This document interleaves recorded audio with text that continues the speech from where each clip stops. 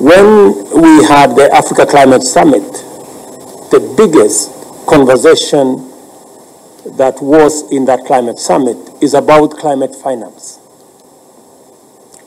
And it comes in different ways. Many of our economies, many of our countries are struggling because of the effects of climate change.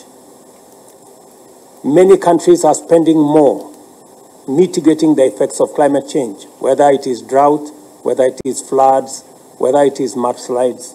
We're spending more money managing the effects of climate change than on health or food security.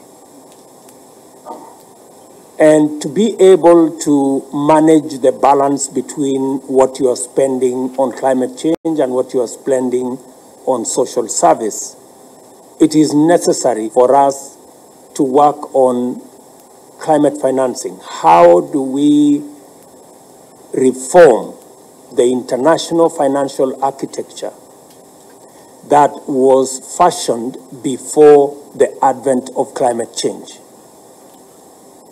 If you are going to use the same instruments that we have used, the same financial instruments that we have used,